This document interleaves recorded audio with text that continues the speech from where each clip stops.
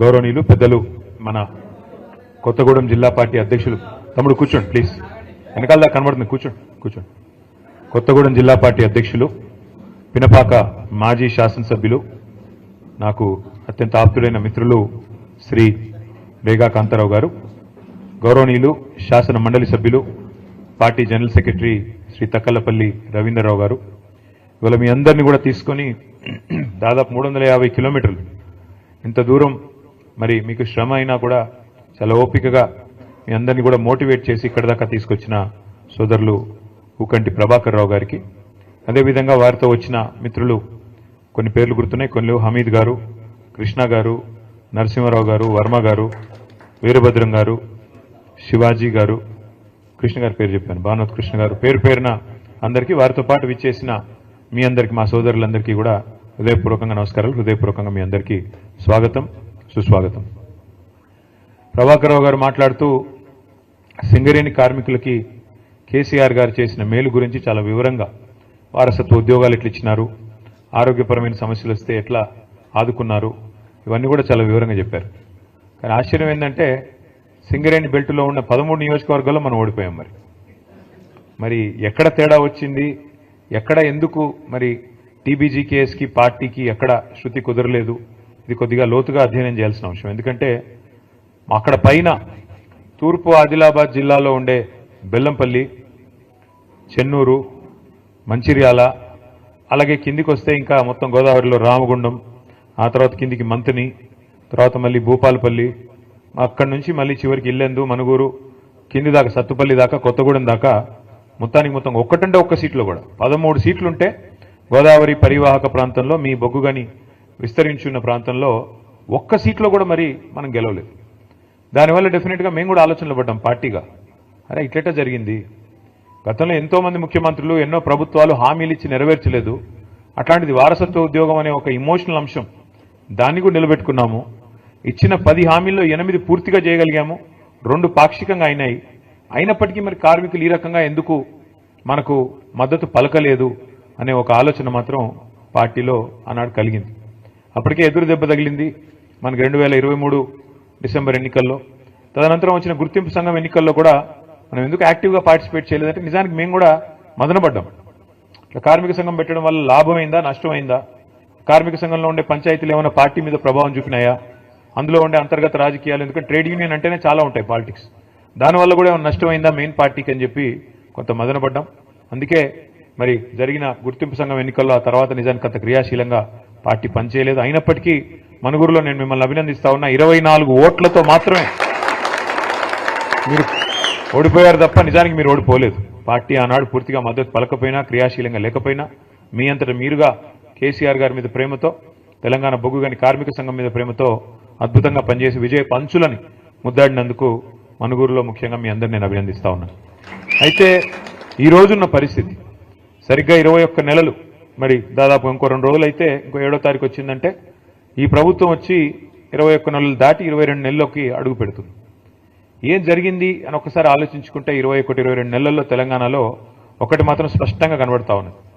మీరు ఇవాళ ఏ మనిషినైనా అడగండి, తెలంగాణలో ఫలానా వర్గం అని కానీ, ఫలానా కులం అని కానీ, ఫలానా మతం అని కానీ లేదు, ఫలానా వృత్తి అని కూడా లేదు. ఏ ఒక్కరిని మీరు తట్టి అడిగినా ఎట్లా ఉంది ప్రభుత్వం అని అడిగితే అందరూ స్ట్రెయిట్గా ఒక్కటే మాట చెప్తున్నారు, అప్పుడే బాగుంది, ఆనాడు కేసీఆర్ గారు ఉన్నప్పుడే బాగుండేది, ఈ ప్రభుత్వం వచ్చినాక అంత అగమ్యగోచరంగా ఉంది అనే మాట ఇవాళ ప్రతి ఒక్క మనిషి నుండి కూడా వినబడతా ఉంది. ముఖ్యంగా నేను గమనిస్తా ఉన్నది రైతుల్లో. ఎప్పుడైనా నేను కాంతారావు గారిని అడుగుతా ఉన్నా, అన్న మరి కొత్తగూడెం జిల్లాలో యూరియా సమస్య ఎట్లా ఉంది, యూరియా ఉందా సమస్య లేదా అంటే భయంకరంగా ఉందన్నా, యూరియా సమస్య కాదు సంక్షోభం, అది ఆ స్థాయిలో భయంకరంగా ఉంది, రాష్ట్ర వ్యాప్తంగా ఉన్నట్టే మా దగ్గర కూడా తీవ్రంగా రాత్రికే వచ్చి లైన్లు కడుతున్నారు, ఉదయం 3 గంటలకు వస్తున్నారు, చివరి కొంతమంది అక్కడనే పడుకుంటున్నారు, ఆ పరిస్థితి వచ్చింది. ఎన్నికలకు ముందేమో హామీల జాతర, ఎన్నికల తర్వాత ఏమో చెప్పుల జాతర అన్నట్టుగా ఇవాళ ఏ పిఎస్సిఎస్ కేంద్రం దగ్గర పోయినా, ఏ సొసైటీ కేంద్రం కాడికి పోయినా చెప్పులు వరుసలో భయంకరంగా కనబడతా ఉన్నాయి. కానీ ఒక్క మాటకు మాత్రం మనం ఒప్పుకోవాలని చెప్తున్నాడు ఇప్పుడే కాంతారావు గారు. ఏంటంటే అన్నాడు రేవంత్ రెడ్డి గారు నిజాయితీగా ముందే చెప్పాడన్నా, ఆనాటి రోజులు తిరిగి తెస్తానన్నాడు, నిజంగానే తెచ్చాడు. ఆనాడు కాంగ్రెస్ పాలనలో ఏ రోజులైతే ఉండేదో ఆ రోజులు మళ్ళీ తెచ్చాడు. మళ్ళీ కరెంట్ సరిగ్గా రావట్లేదు, మళ్ళీ మోటార్లు కాలిపోతున్నాయి, మళ్ళీ ట్రాన్స్ఫార్మర్లు వెళ్ళిపోతా ఉన్నాయి, మళ్ళీ రైతులు చెప్పుల జాతర పెట్టి పరిస్థితి వచ్చింది. వాస్తవంగా చెప్పాలంటే ఆయన నిజాయితీ గల మోసగాడన్నారు రేవంత్ రెడ్డి గారు. నిజాయితీగా మోసం చేశాడు, చెప్పి మరీ చేశాడు. ప్రజలు ఆయన చెప్పాడు, ఎలక్షన్లకు ముందే చెప్పాడు, ఆయన కొత్తగా ఈరోజు చెప్తలేడు. రేవంత్ రెడ్డి గారు నిజాయితీగానే మోసం చేసిండు. ఆయన అన్నాడు, ప్రజలు మా చేతుల్లో మోసపోవాలనే కోరుకుంటారు. మీరు చూసే ఉంటారు ఆ వీడియో. మరి వాళ్ళు మోసం చేయాలంటే వాళ్ళకి మాట ఇవ్వాలి, మోసం చేయాలి, అదే మేము నేర్చుకున్నామని చెప్పాడు, చేశాడు. నిజానికి మనం ఆనాడు కొంత ఓవర్ కాన్ఫిడెంట్గా కూడా పోయాం. కేసీఆర్ గారు ఆయన ప్రభుత్వం చేసిన పని 10 ఏళ్ల పాటు బహుశా భారతదేశంలో 78 సంవత్సరాల్లో ఎక్కడా కూడా ఏ ప్రభుత్వం కూడా అంత తీవ్ర స్థాయిలో 10 ఏళ్లలో ఇంత అద్భుతమైన ఫలితాలు సాధించలేదు. మీకు 2 చెప్తాను నేను. ఒకటి, మన రాష్ట్రం రాకముందు గోదావరిలో, కృష్ణలో మన నీటికి సంబంధించి పెద్ద ఎత్తున పోరాటాలు జరిగినా ఎన్నడూ ప్రాజెక్టుల నిర్మాణం జరగలేదు. మన బీళ్ళకి గోదావరి నీళ్ళు రాలేదు, కృష్ణా నీళ్ళు రాలేదు.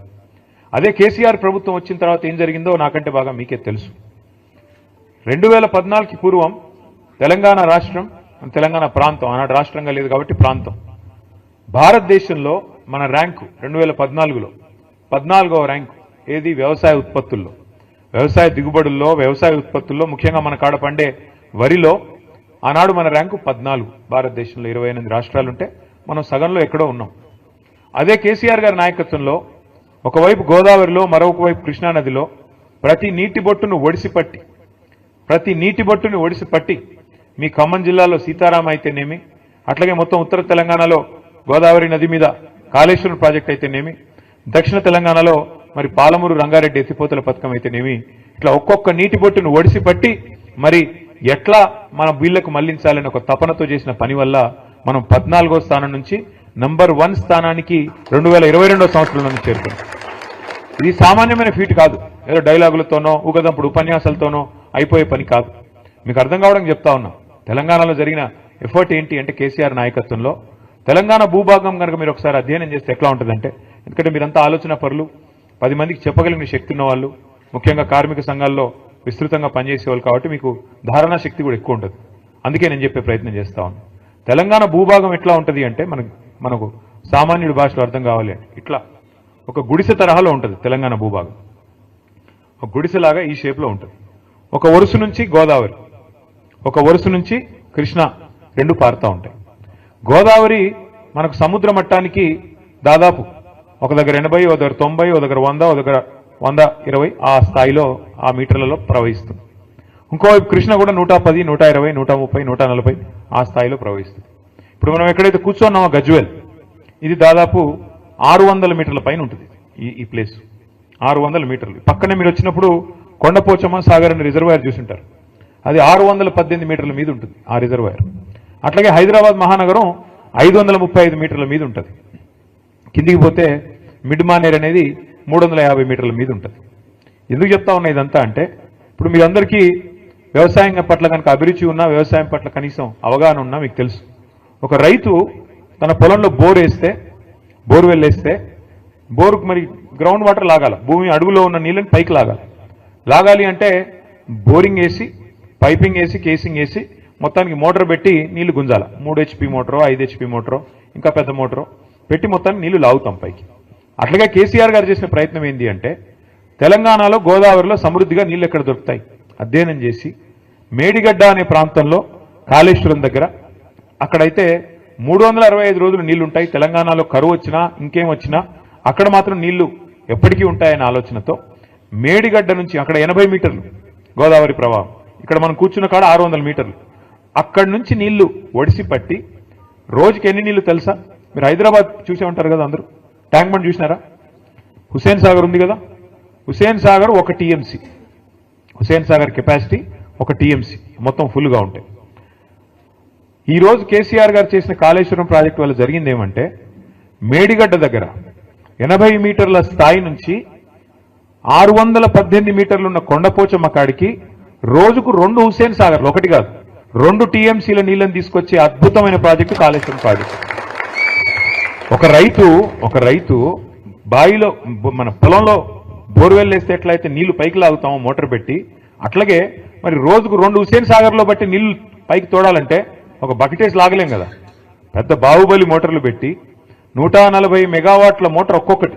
అట్లాంటి 21 పంప్ హౌజ్లు 19 సబ్ స్టేషన్లు ఉన్నాయి కాళేశ్వరం సిస్టంలో. దానివల్ల అక్కడ గోదావరి 80 మీటర్ల నుంచి తీసుకొని ఒక్కొక్క స్టేజ్ ఎక్కిస్తూ మధ్యలో 300 మీటర్ల కాడికి మిడ్మానర్ తెచ్చి అక్కడి నుంచి పైకి తెచ్చి అట్లా 15 రిజర్వాయర్లు, అట్లా 19 పంప్ హౌజ్లు, 21 సబ్ స్టేషన్లు, 100 కిలోమీటర్ల గ్రావిటీ మన సొరంగ మార్గాలు, 1000 కిలోమీటర్ల గ్రావిటీ ఛానల్స్, ఇవన్నిటి సమాహారం కాళేశ్వరం. 3 బ్యారేజీలు, ఇవన్నిటి సమాహారం కాళేశ్వరం. అట్లాంటి ప్రాజెక్టు కాళేశ్వరం ప్రపంచంలోనే అతి పెద్ద లిఫ్ట్ ఇరిగేషన్ ప్రాజెక్ట్ ఎక్కడ? ప్రపంచంలో, భారతదేశంలో కాదు. ఎక్కడ ఉంది అంటే మన తెలంగాణలో ఉంది. దాని పేరు కాళేశ్వరం. ఇవాళ కేసీఆర్ గారు చేసిన బృహత్ ప్రయత్నం వల్ల, భగీరథ సంకల్పం వల్ల, మరి అప్పుడెప్పుడో శివుడు గంగను భూమి నుంచి దివికి దింపారంటారు, ఇది ఆకాశం నుంచి కిందికి తీసుకొచ్చారంటారు. కానీ కేసీఆర్ గారు చేసింది ఏం తెలుసా? కింది నుంచి మీదికి తీసుకొచ్చి ఇవాళ 80 మీటర్ల నుంచి 618 మీటర్లకు తెచ్చితే దానివల్ల ఏం జరిగింది? ఒక రైతుల పొలాలకు నీళ్లు మాత్రమే కాదు, మార్గ మధ్యంలో ఉండే అన్ని గ్రామాలు, అన్ని పట్టణాలకి మంచినీళ్లు. అట్లాగే ఇప్పుడే నేను మీకు చెప్పాను, హైదరాబాద్ మహానగరం 535 మీటర్ల మీద ఉంటుంది. ఇప్పుడు మనం కూర్చున్న ప్రాంతం కొండపోచమ్మ సాగర్ 15 టీఎంసీల సామర్థ్యం, అంటే 15 హుసేన్ సాగర్ల సామర్థ్యం. కొద్దిగా కిందికి పోతే మల్లన్న సాగర్ 50 టీఎంసీల సామర్థ్యం, అంటే 50 హుసేన్ సాగర్లతో సమానం. ఈ రెండు కూడా హైదరాబాద్ నెత్తి మీద కుండబెట్టినట్టే. ఈ రెండు శాశ్వతంగా హైదరాబాద్ అనే మహానగరానికి ఇవాళ 1 కోటి జనాభా ఉన్నారు. రేపు 3 కోట్లైనా ఇబ్బంది లేకుండా రాబోయే 50 సంవత్సరాలు హైదరాబాద్ మహానగరం యొక్క తాగునీటి గురించి కూడా ఆలోచించిన ఒక దార్శనికుడు, విజనరీ లీడరు మన నాయకుడు కేసీఆర్ గారు. తాగునీరు, సాగునీరు, మార్గమధ్యంలో ఉండే ఇండస్ట్రీలకు నీళ్లు, ఇన్ని రకాలుగా ఆలోచన చేసి ఆ గోదావరిలోని ప్రతి నీటి బొట్టును ఒడిసిపట్టి నీళ్లు తీసుకొస్తే ఇవాళ ఆ కేసీఆర్ గారి మీద సిబిఐ కేసు. మాట్లాడితే తెల్లారులేస్తే బీజేపీ, కాంగ్రెస్ కత్తులు దూస్తారు. రాహుల్ గాంధీ గారు ఏమంటారు? సిబిఐ అనేది మోడీ గారు జేబు సంస్థ అంటాడు. మరి ఇక్కడ రేవంత్ రెడ్డి గారు ఏమంటున్నారు? కాదు సిబిఐ చాలా మంచి సంస్థ, వాళ్ళకే ఇస్తానని చెప్పి దేశమంతా కాంగ్రెస్ పార్టీ దుమ్మెత్తిపోస్తుంటే సిబిఐ, ఈడీ, ఐటీ మీద ఇక్కడ ఉన్న రేవంత్ రెడ్డి గారు మాత్రం లేదు సిబిఐ చాలా అద్భుతమైన సంస్థ, చాలా గొప్ప సంస్థ, వాళ్ళకే ఇస్తానని చెప్పి ఇస్తే ఏం అర్థం చేసుకోవాలి మనం? దీని వెనుక ఉన్న రాజకీయం ఎట్లా అర్థం చేసుకోవాలి మనం? ఇందాక జగదీష్ రెడ్డి గారు చెప్పింది అక్షర సత్యం. ఇవాళ తెలంగాణ పచ్చబడుతుంటే కొంతమంది కళ్ళు ఎర్రబడుతున్నాయి, నచ్చట్లేదు వాళ్ళకి. వాళ్ళ కడుపులో ఎక్కడో దేవినట్టు అవుతుంది. ఎందుకంటే తెలంగాణ బాగుపడుతుంటే, కేసీఆర్ గారి నాయకత్వాన్ని ప్రజలు ఆమోదిస్తుంటే, ప్రజలు అనుక్షణం గుర్తు చేసుకుంటుంటే వాళ్ళకి నచ్చట్లేదు. ఇక్కడ కార్మికులు బాగుండకూడదు, ఇక్కడ రైతులు బాగుండకూడదు, ఇక్కడ దరిద్రం తాండవిస్తేనే మన రాజకీయం సాగుతుంది అనే విధంగా ఇవాళ కాంగ్రెస్, బీజేపీ రాజకీయం చేసి ఇద్దరు కలిసి కేసీఆర్ గారి మీద ఏదో రకంగా కక్ష సాధింపు, ఏదో కేసు పెట్టి, ఏదో రకంగా బదనాం చేసి ప్రజల్లోకి పోయి ఏదో ఒకటి చేయాలా అని ఒక దుర్బుద్ధితో వ్యవహారం చేస్తా ఉన్నారు. 21 నెలల్లో కాంగ్రెస్ ప్రభుత్వం సాధించింది ఏందయ్యా అంటే ఏమీ లేదు, ఉత్త శుష్కప్రియాలు, శూన్యహస్తాలు, డైలాగులు తప్ప తెల్లారు లేస్తే ఒక్క పని జరిగిందా? ఆ డైలాగులు కూడా ఎంత నికృష్టమైన డైలాగులు. ప్రపంచంలో ఎవరైనా సరే అప్పు లేని మనిషి ఉంటాడు ఎవడన్నా? ఉన్నారా ఇక్కడ ఎవరన్నా? ప్రభాకర్ గారు మీకు అప్పు ఉందా లేదా? అప్పు లేనివాడు ఎవడు ఉంటాడా? అందరికీ ఉంటుంది అప్పు. అప్పు లేకుండా పనులు అవుతాయా?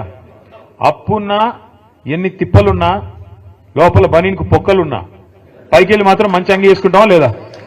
మంచి అంగి వేసుకొని కడక్ అంగి వేసుకొని వస్తాం. ఎందుకు? మళ్ళీ ఎవడన్నా అప్పు ఇవ్వాలి కదా. దుకాణం నడవాలంటే తెల్లారి మరీ అప్పు పుట్టితేనే కదా నడిచేది, రొటేషన్ కదా, అట్లుంటుంది వ్యవహారం. కానీ మన ముఖ్యమంత్రి ఏమంటున్నాడు? అప్పే పుట్టట్లే అంటలేదు, ఘోరం. నా రాష్ట్రం మొత్తం సంగనాకిపోయింది, నా రాష్ట్రం క్యాన్సర్ పేషెంటు, నా రాష్ట్రం ఎయిడ్స్ రోగి, ఎవడిస్తాడు మరి అప్పులు? చివరికి ఏమంటున్నాడు ముఖ్యమంత్రి గారు ఈరోజు? చాలా విచిత్రం. నేను ఢిల్లీకి పోతే నాకు అపాయింట్మెంట్ ఇవ్వట్లేదు, ఎక్కడ చెప్పులు ఎత్తుకపోతాడేమో అని భయపడుతున్నారు. ఎవడన్నా ముఖ్యమంత్రి మాట్లాడతాడా? నాకు అర్థం కాదు ఇంత దారుణంగా. ఇంకా నికృష్టం ఏంటంటే ఆయన అంటాడు, నీ గుడ్లు బీకి గోటిలు ఆడతా, నీ పేగులు మెడలేసుకుంటా. ఇది ముఖ్యమంత్రి మాట్లాడాల్సిన మాటల. పేగులు మెడలేసుకోవడం ఏంది? బోటి కొట్టేటోడు వేసుకుంటాడు పేగులు మెడలు, నువ్వెందుకు? నాకు అర్థం కాదు. ఈయనే ముఖ్యమంత్రి, లంకె బిందెలు ఉన్నాయనుకుని వచ్చినా. నేను చాలా మంది ముఖ్యమంత్రులు చూసాం మేము అందరం కూడా. రాజశేఖర రెడ్డి గారు, చంద్రబాబు నాయుడు గారు, ఎన్టీ రామారావు గారు, కిరణ్ కుమార్ రెడ్డి గారు, రోసయ్య గారు, చాలా మందిని చూసినాం. ఇట్లాంటి ముఖ్యమంత్రిని మాత్రం ఎవరిని చూడలేదు. కేసీఆర్ గారు ఒకరు కాదు, ఇంతమంది ముఖ్యమంత్రులు చూస్తే ఈరోజు ఇంత విచిత్రమైన ముఖ్యమంత్రి. ఇప్పుడు ఎన్నికల ముందు ఆయనే హామీ ఇచ్చాడు, నోటికొచ్చిన హామీలు, ఒకటి ఇట్లా అట్లాగా 420 హామీలు, ఎవరికి ఏది అడిగితే అది ఇస్తా పో అన్నాడు. అర్రాస్ పాట లెక్కనే, వేలం పాటలాగా. ఏది కేసీఆర్ 2000 ఇస్తుండా, నేను 4000 ఇస్తా. కేసీఆర్ ఒక ముసలమ్మకే ఇస్తున్నాడా, నేను ఇద్దరికి ఇస్తా. కేసీఆర్ ₹1,00,000 ఇస్తుండా, నేను తులం బంగారం ఇస్తా. కేసీఆర్ 10,000 ఇస్తుండా, నేను 15,000 ఇస్తా. కేసీఆర్ ఇంత ఇస్తే నేను అంత ఇస్తా, అంత ఇస్తే ఇంత ఇస్తా. నోటికి వచ్చినట్టు వాగి, అది కూడా ఏంటి మళ్ళీ మీ జిల్లాలో ఉన్న ఉప ముఖ్యమంత్రి భట్టి గారు, ఆయన డైలాగులు బీభత్సమైన డైలాగులు. ఈ గ్యారంటీ కార్డు భద్రంగా పెట్టుకోండి, మేము వస్తానే ఉన్నాం, జాగ్రత్తగా దాచిపెట్టుకోండి, 100 రోజుల్లోనే చేసేస్తాం. 100 రోజుల్లో మీరు అది పెట్టుకుంటే వాళ్ళు వస్తారు, అధికారులు వస్తారు, తీసుకుంటారు, మీకు కావాల్సినవన్నీ మీ ఖజానాలో వేసేస్తారు, మొత్తం స్వర్గం అయిపోతుంది, భూతల స్వర్గం కాంగ్రెస్ నాయకత్వంలో. ఆ రోజు డైలాగులు. ఆ రోజు అడిగారు విలేకరులు, అయ్యా మరి మీరు చెప్తున్నాయని అమలు చేయాలంటే 4 స్టేట్ల బడ్జెట్ కావాలా, 4 దక్షిణాది రాష్ట్రాల బడ్జెట్ కావాలా, ఎట్లా చేస్తారా స్వామి అంటే, మా కాంగ్రెస్ పార్టీకి చాలా తెలివి ఉంది, మాది 100 సంవత్సరాల చరిత్ర, మావాడు ఒక్కొక్కడు 6 ఫీట్లు ఉన్నాడు, మాకు తెలియలేదంటారా, బ్రహ్మాండంగా సంపద పెంచుతాం, మేము ఇది చేస్తాం అది చేస్తాం అని డైలాగులు. ఇవాళ ఏమైందా అంటే బీదర్పులు. ఏమని కేసీఆర్ దివాలా చేయించాడు, అప్పులపాలైపోయింది రాష్ట్రం. నేను ఒక్కటే అడుగుతా ఉన్నా మిమ్మల్ని, కాంగ్రెస్ నాయకుల్ని కానీ మిమ్మల్ని కానీ ఆలోచించమని అడుగుతా ఉన్నా. కేసీఆర్ గారు ముఖ్యమంత్రిగా ఉన్నప్పుడు కరోనా మహమ్మారి మొత్తం ప్రపంచం అంతా వచ్చింది, దాంతోపాటు మనకు కూడా వచ్చింది. ఎవడో అనుకోలే మూతికి బట్టలు కట్టుకొని ఇంట్లో కూర్చుంటామని. కూర్చున్నాం, బతుకుంటే బల్సార్ తినొచ్చు అని చెప్పి ఎవరింట్లో వాళ్ళు నోరు మూసుకుని మొత్తం దాదాపు సంవత్సరంన్నర కూర్చున్నాం. దానివల్ల ఏమైంది, ₹1 ఆదాయం లేదు ప్రభుత్వానికి అన్నాడు, రూపాయి కూడా లేదు. ఎందుకంటే బయట పనులు జరుగుతూనే కదా ప్రభుత్వానికి ఆదాయం వచ్చేది. బొగ్గు కానీ నడిస్తే, అక్కడ బొగ్గు తవ్వితే, బొగ్గు బయటకు వస్తే, బొగ్గు అమ్మితే అట్లే కదా ఆదాయం వచ్చేది. సింగరేణి సంస్థ కూడా దాని నుంచి వస్తుంది. అందులో మాకు కూడా ట్యాక్స్ రూపంలో గవర్నమెంట్ డబ్బులు వస్తాయి. ఒకడు సబ్బు కొనాలి, ఒకడు పప్పు కొనాలి, ఒకడు ఉప్పు కొనాలి, అవి కొంటేనే కదా ఆదాయం వచ్చేది. ఏదీ లేదు. మొత్తం సంవత్సరం పాటు ఎక్కడక్కడ తలుపులు బిడాయించుకొని ఇంట్లో ఉన్నారు. దానివల్ల ఏమైంది, ఆదాయం 0. కేసీఆర్ గారు ముఖ్యమంత్రిగా ఉన్నప్పుడు, ప్రభుత్వం ఉన్నప్పుడు ఆదాయం 0 అయినా రైతు బంధు ఆగిందా, పెన్షన్లు ఆగినాయా, కళ్యాణ లక్ష్మి ఆగిందా, షాదీ ముబారక్ ఆగిందా, పంటల కొనుగోలు ఆగినాయా, అంటే జీతాలు ఆగినాయా, కొద్దిగా ఆలస్యంగా పడ్డాయేమో, ఆగలేదు కదా. దమ్మున్న నాయకుడుంటే, దమ్మిడి లేకపోయినా సంక్షేమ పథకాలు ఆగవు. ప్రభుత్వం చిత్తశుద్ధి గల ప్రభుత్వం ఉంటే పనులు చేస్తారు తప్ప సాకులు వెతకదు. ఈ సన్నాసులు వీళ్ళకి పని చేయడం చేత కాదు, వాళ్ళ ప్రభుత్వం నడపడం చేత కాదు. ఎంతసేపు ఢిల్లీకి మూటలు పంపాలా, పదవులు కాపాడుకోవాలా తప్ప ఇంకో సోయి లేదు. ఏం చేయాలి మరి, తెల్లారులైతే కేసీఆర్ తిట్టాలి, తిడితే చివరికి ఆఖరికి పార్లమెంట్లో కూడా మన వాళ్ళు బీజేపీ ఎంపీయే రఘునందన్ రావు అని బీజేపీ ఎంపీ ఉంటే ఆయన ప్రశ్న వేసినాడు పార్లమెంట్లో. ఏమని, అసలు తెలంగాణలో అప్పులు ఎంత అని కేంద్ర ప్రభుత్వాన్ని అడిగినాడు. కేంద్ర ప్రభుత్వం కుండబద్దలు కొట్టినట్టు చెప్పింది. మొత్తం లెక్కలు controller and auditor general, finance department వాళ్ళందరిని అడిగి తీసుకొని కుండబద్దలు కొట్టినట్టు చెప్పింది. 10 ఏళ్లలో కేసీఆర్ ప్రభుత్వం చేసిన అప్పు, వదిలిపెట్టిపోయిన అప్పు 3.5 లక్షల కోట్లు. అందులో కేసీఆర్ గారు రాకంటే ముందే 72,000 ఉంది, ఆయన వచ్చినాక 2,80,000 కోట్ల అప్పు చేసినాడు. ఇది మాత్రమే అప్పు అంటూ మన కేంద్ర ప్రభుత్వం స్పష్టంగా పార్లమెంట్లో చెప్పింది. అయినా సిగ్గులేదు. కేంద్ర ప్రభుత్వం పార్లమెంట్లో చెప్పిన సిగ్గు ఎంత మాత్రం లేదు కాంగ్రెస్ వాళ్ళకి. ఒకడు 6 లక్షలు అంటాడు, ఇంకొకడు 7 లక్షలు అంటాడు, ఇంకోటి 8 లక్షలు. ఎవడికి నోటికి ఎంత వస్తే అంత, ఎంత వస్తే ఎంత తోస్తే, ఎక్కడ ఉంటే అక్కడ నోటికి ఎంత వస్తే అంత మాట్లాడుతూ ఉన్నారు. ఆధారం ఏంది, ప్రామాణికమైంది, పత్రం ఏంటంటే ఎవరి దగ్గర ఏం లేదు. నోటికి ఎంత వస్తే అంత మాట్లాడాలా, అదరగొట్టాలా, ఉపన్యాసాలు ఇవ్వాలా, మీడియాను మేనేజ్మెంట్ చేసుకోవాలా, ప్రజల్ని మోసం చేయాలా, మళ్ళీ ఇటగే వ్యవహారం నడిపిస్తూ ఉండాలా. ఏం చేస్తున్నారు సక్సెస్ఫుల్గా వాళ్ళు, వాళ్ళ మీదికి రాకూడదు దృష్టి. అందుకే ఏం చేస్తున్నారు, 6 గ్యారంటీలు ఎవరు అడగొద్దు, సింగరేణిలో ఇచ్చిన హామీలు మీరు అడగొద్దు. ఏం చేయాలి మరి, ఏదో డైవర్షన్ గేమ్ ఆడాలి.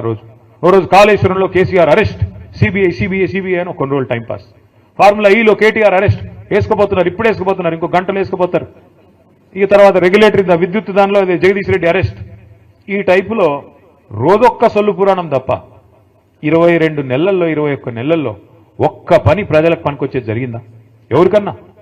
ఒక్క ఫ్రీ బస్సు ఏమనంటే ఫ్రీ బస్సు, అది ఎంత గొప్పగా ఉందో నాకంటే బాగా మీకే తెలుసు. ఎన్నడూ చూడని దృశ్యాలు చూస్తున్నాం ఫ్రీ బస్సుల్లో. ఏందది అసలు, ఆ దృశ్యాలు ఏంది, కొట్టుకోవడం ఏంది, ఎన్నడూ ఇంకా మనం అది విమానాల్లో కూడా ఉండవు. అట్లాంటి ఫ్రీ విమానం పెడితే కూడా అట్లాంటివి ఉండాలి, ఆ టైప్లో కొట్టుకుంటున్నారు. అంటే ఇలాంటివి తప్ప ఒక్కటంటే ఒక్కటి నిజంగా రాష్ట్రానికి దీర్ఘకాలికంగా మధ్యకాలికంగా పనికొచ్చే ఒక్క పని కూడా 21-22 నెలల్లో జరగలేదు. ఇంకా భవిష్యత్తులో జరుగుతుందనే విశ్వాసం అయితే నాకైతే లేదు.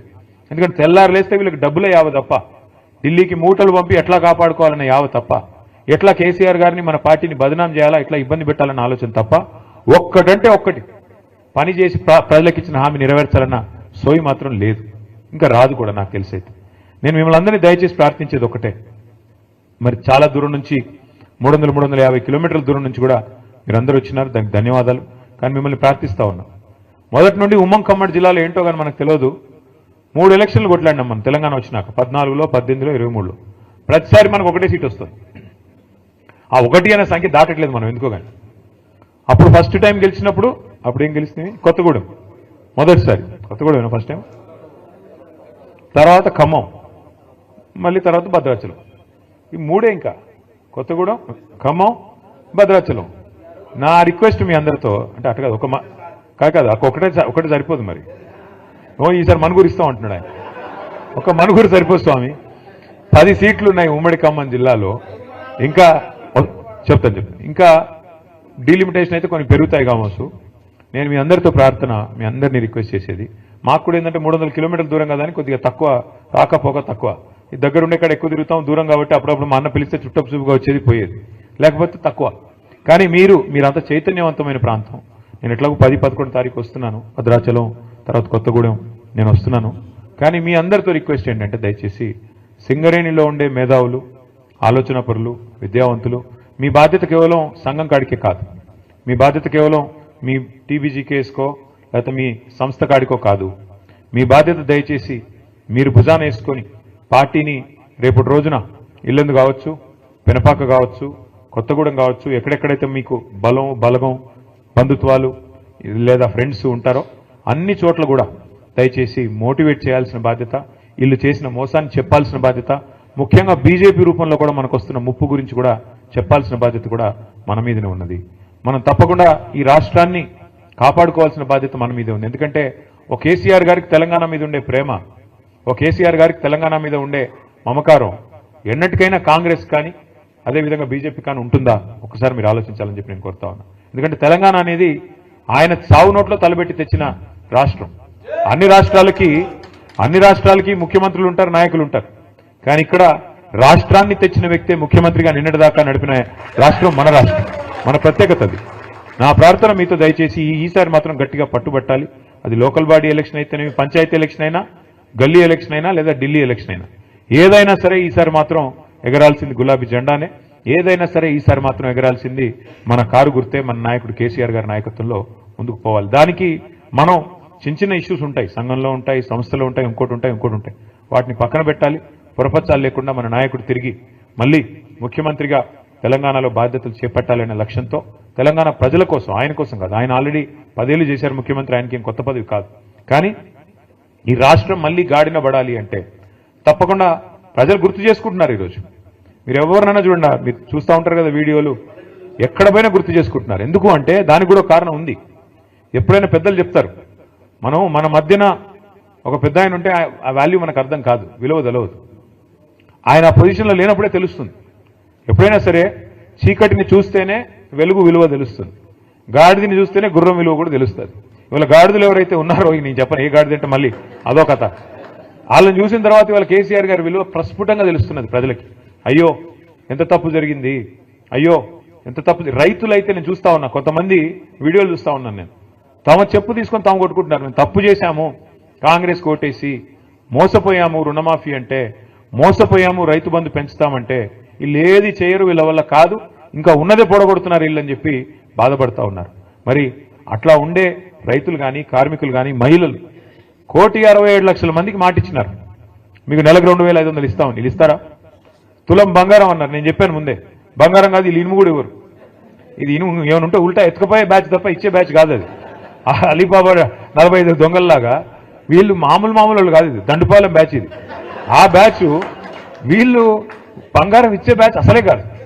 మహిళల్ని కూడా అట్లా బుట్టలు వేసుకున్నారు, వాళ్ళని కూడా మోసం చేశారు. కాబట్టి ఒక్కొక్కరిని మనం చైతన్యవంతులు చేసి ఒక్కొక్క వర్గాన్ని దగ్గర తీసుకొని జాగ్రత్తగా ఒక్కొక్కటిగా ఇంకా మనకు టైం ఉంది, మనకేం తొందర లేదు, మనకేం ఇప్పటికిప్పుడు ఉరుకులు పెట్టాల్సిన అవసరం లేదు, టైం ఉంది.